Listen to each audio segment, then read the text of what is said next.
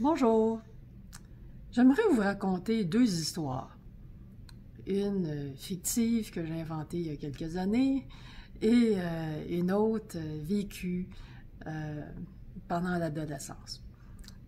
C'est à propos de la peur, euh, qui est à mon avis d'actualité.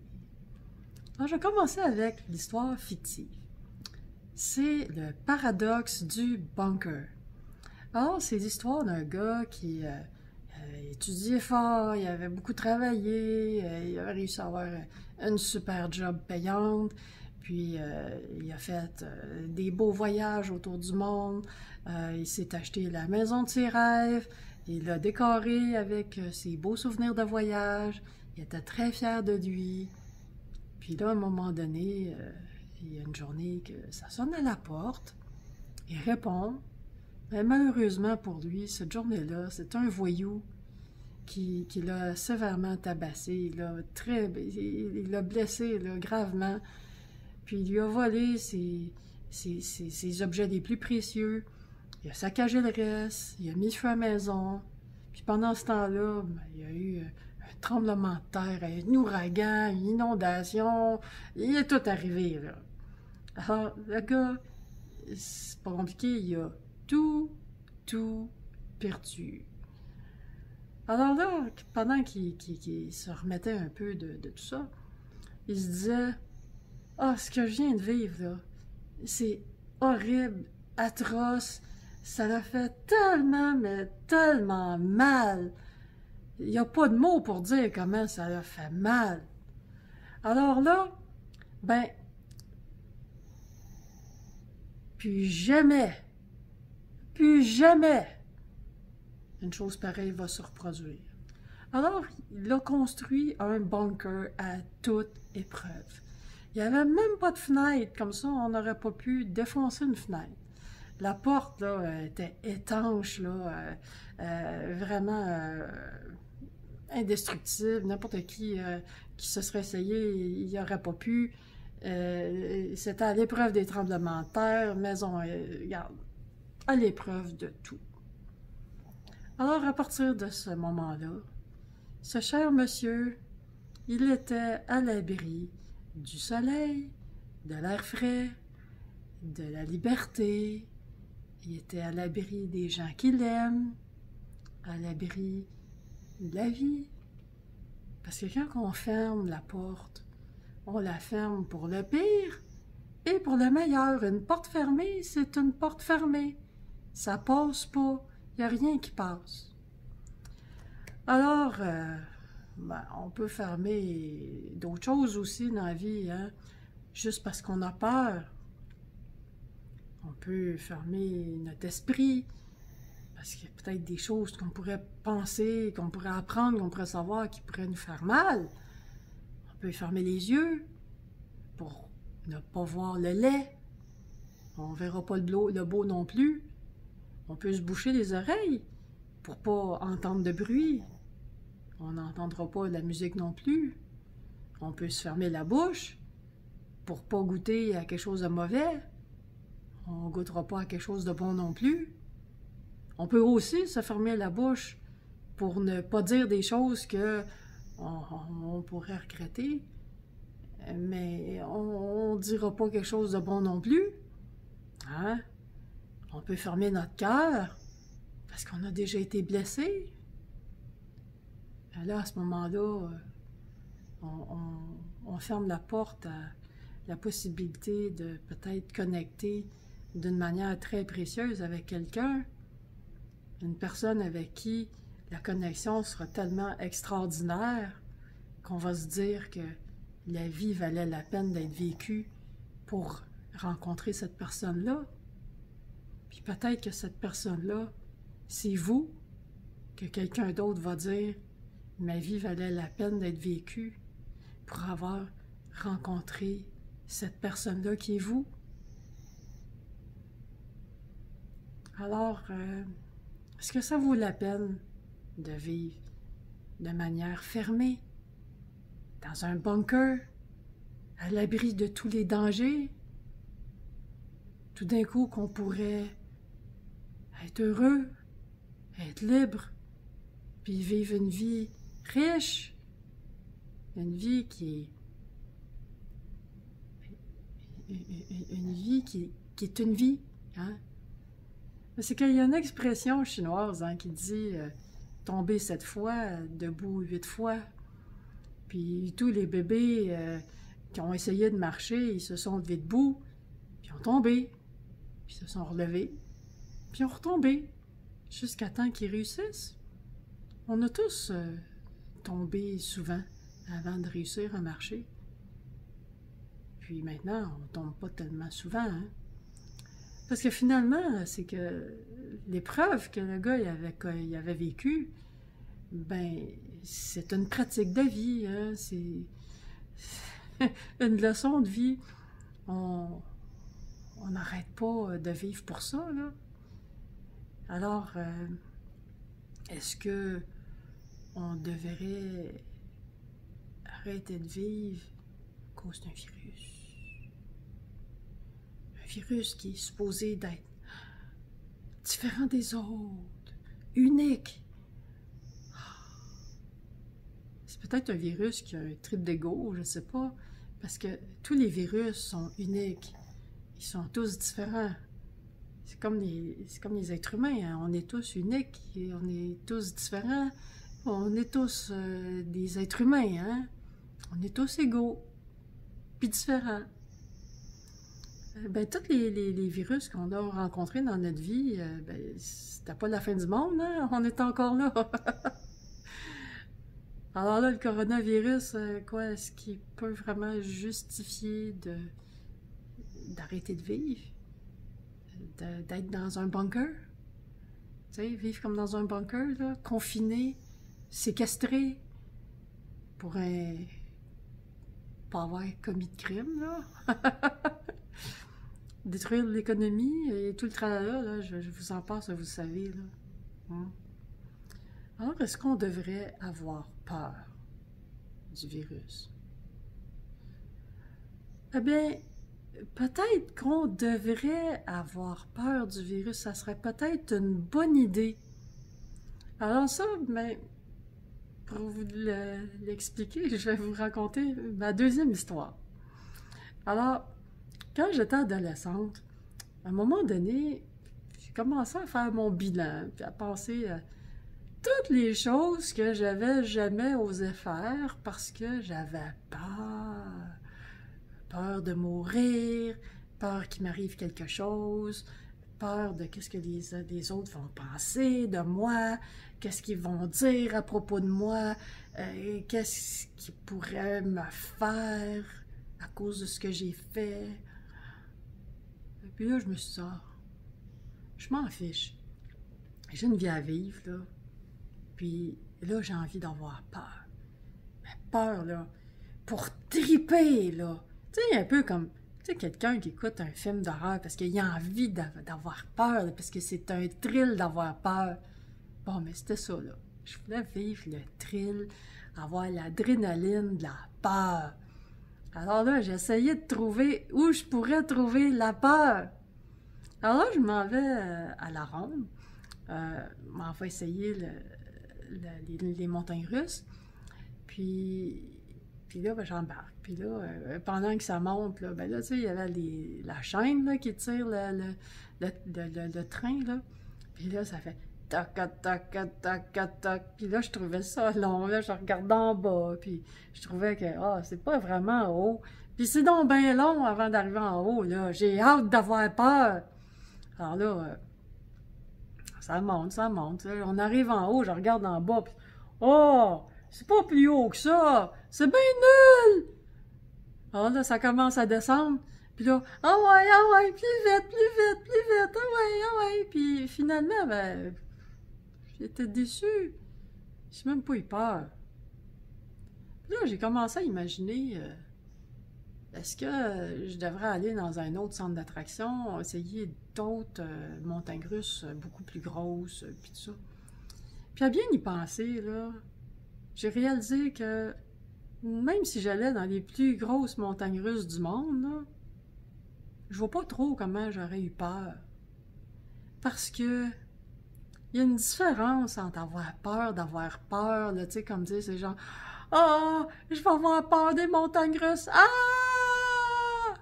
Que là, c'est comme si les montagnes russes, là, ils allaient nous faire peur, puis là, comme un méchant qui nous saute dessus, puis que là, on allait être victime de cette terreur-là. Puis comme, ah, on veut pas avoir peur, fait que là, non, on veut pas y aller, je veux pas avoir peur, ah! Ça, c'est parce que c'est une attitude de fermeture, comme des portes fermées, et puis c'est pas juste ça, c'est aussi une attitude passive, euh, négative, où on attend que l'objet de notre peur vienne à nous. Hein? Alors que dans l'autre situation, quand on désire la peur, quand on aime la peur, tu sais, quand on l'aime vraiment, on a envie d'elle, on la veut, la peur, hein, fait qu'on la cherche. Puis là, on est dans une polarité positive, active. On va vers la peur au lieu que la peur elle vienne vers nous. C'est pas pareil du tout. Mais quand on est dans cette dynamique-là, on la cherche, on la cherche, on la cherche, puis on la trouve pas. Parce qu'elle n'existe pas. À part dans notre imagination. Mais la peur, elle n'existe pas.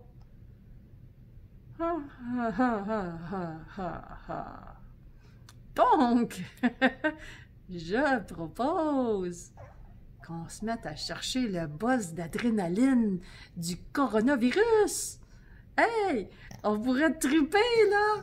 Donc là, on peut essayer de trouver la terreur, le danger de mort qu'on pourrait vivre dans la maison. Parce que le virus, il est peut-être caché quelque part dans la maison et il attend qu'on s'en approche pour nous sauter dessus. Là, on est supposé d'avoir peur, là, d'un danger de mort, là. Hein, sérieux, là. Alors, supposons qu'on n'a pas réussi à avoir peur dans la maison. On va aller dehors. Hey, dehors, ça devrait être bien plus dangereux. Il y a plus d'air. Il devrait y avoir plus de virus, peut-être, tout d'un coup. Donc, là, on va sortir dehors. Puis là, peut-être qu'il y a un virus qui se cache dans les buissons. Il va nous sauter dessus. Ben, OK. Mettons qu'on n'a pas réussi à avoir peur des virus cachés dans les buissons. Alors là, on va essayer de trouver quelqu'un qui se promène pas de masque. Puis, tiens, on pourrait même s'en approcher, là. Pas de distanciation sociale, puis il n'y a pas de masque.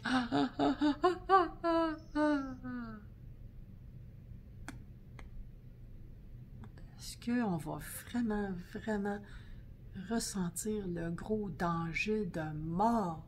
Tu sais, là, comme si c'était l'anthrax, là, ou la variole, là. Tu sais, là, un virus sérieux, là.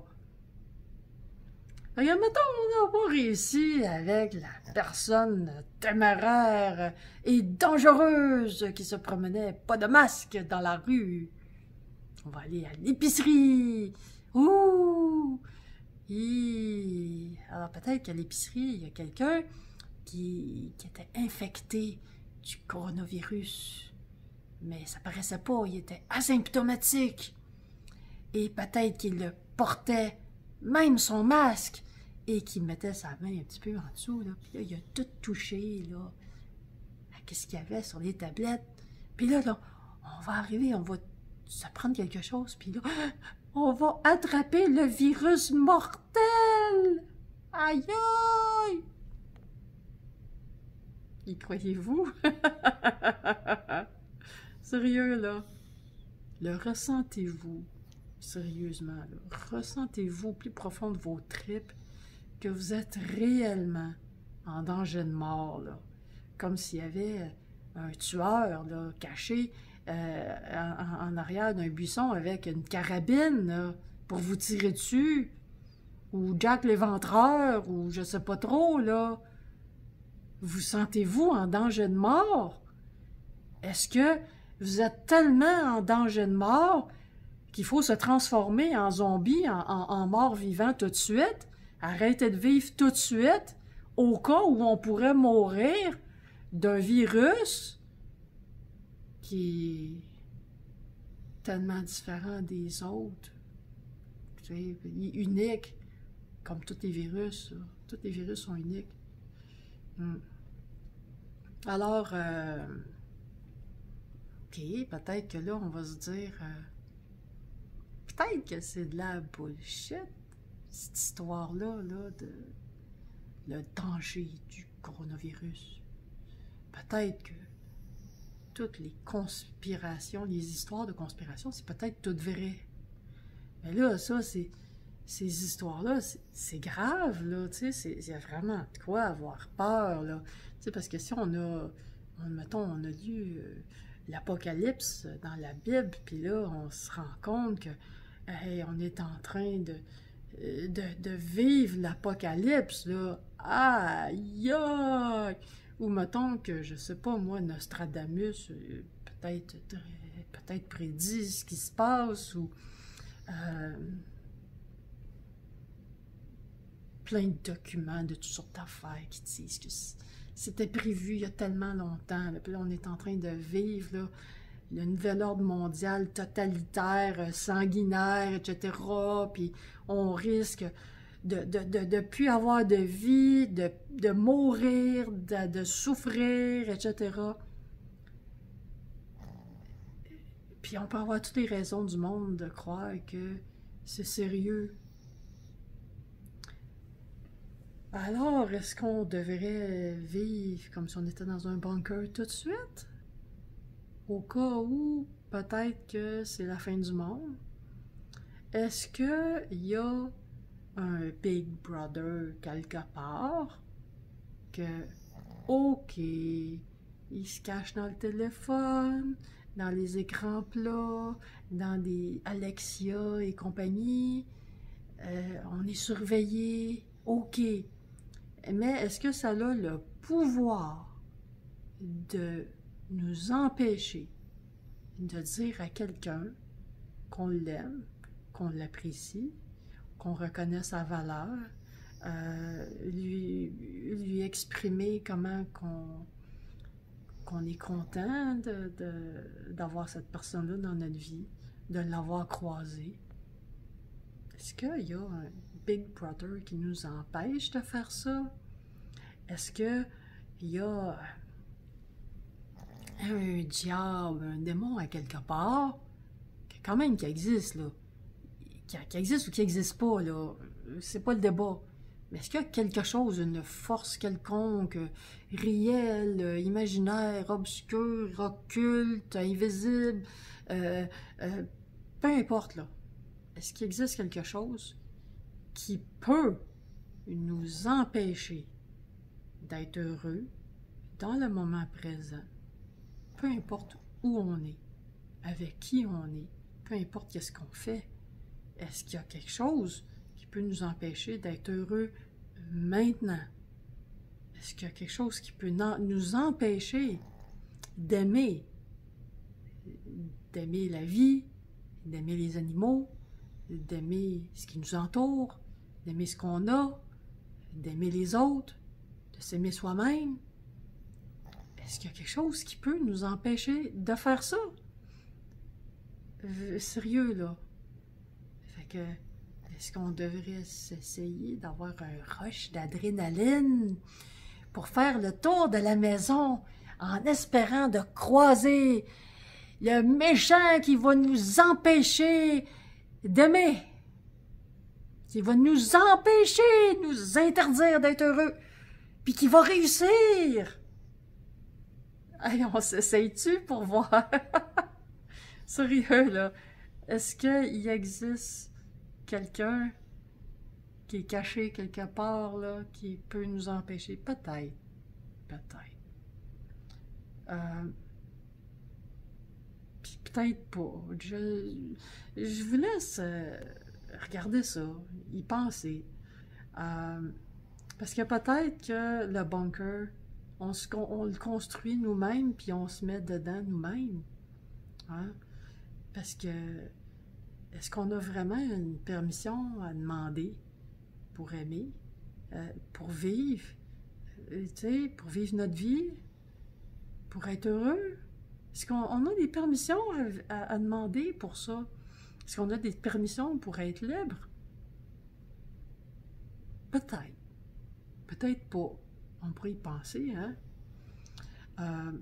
Moi, j'ai remarqué que Bill Gates, il s'est donné la liberté de donner des conseils de santé à l'humanité entière, en toute illégalité. À ma connaissance, je ne suis pas avocate, mais il me semble qu'il faut être médecin pour avoir le droit légalement de prescrire des traitements médicaux.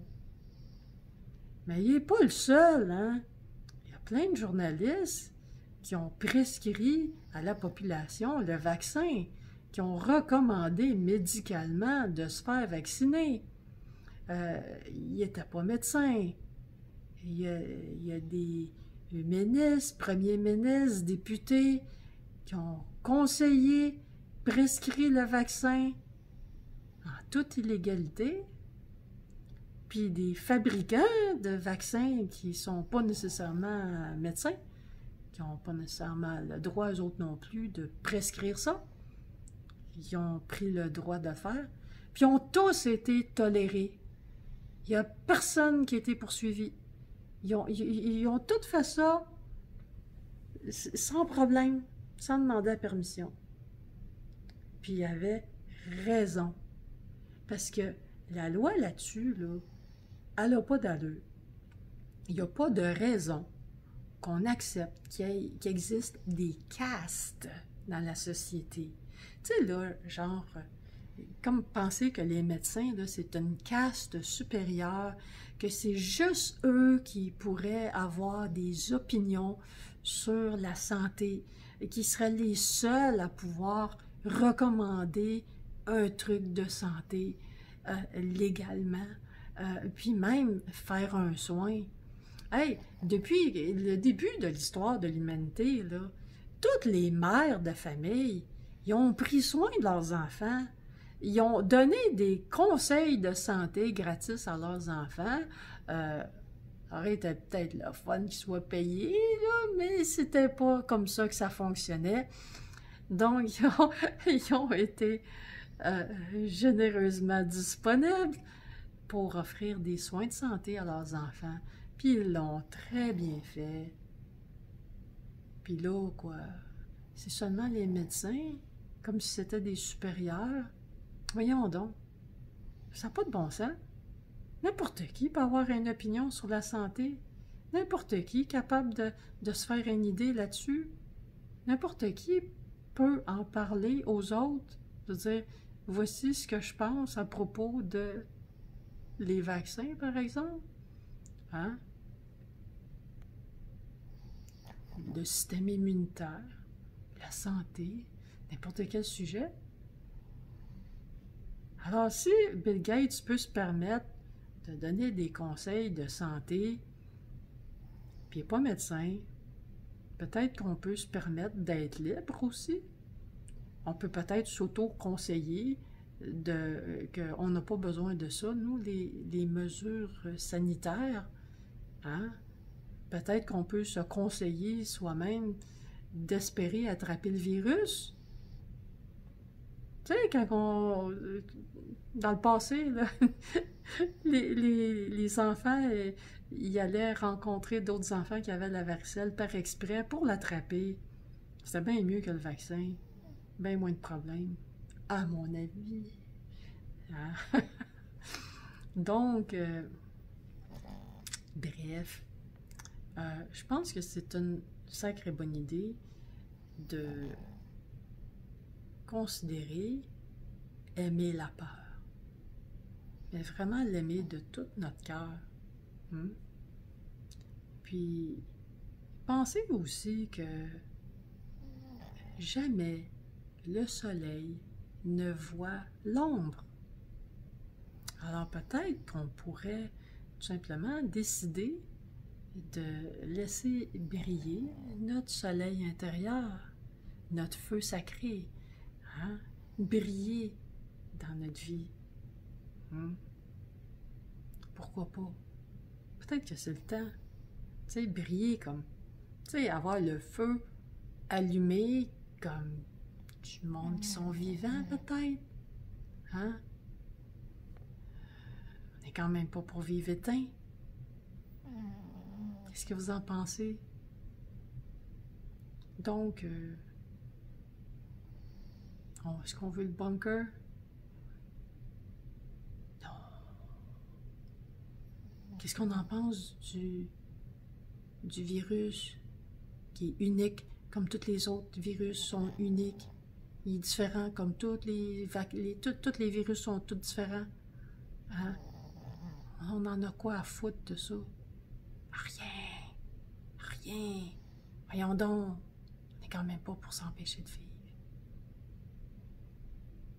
Est-ce qu'on doit arrêter de...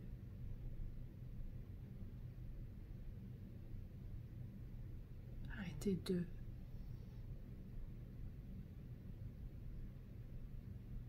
Arrêter de...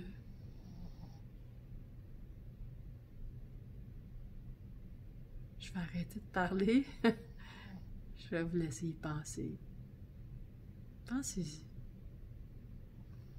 Puis, aimons-nous. Merci.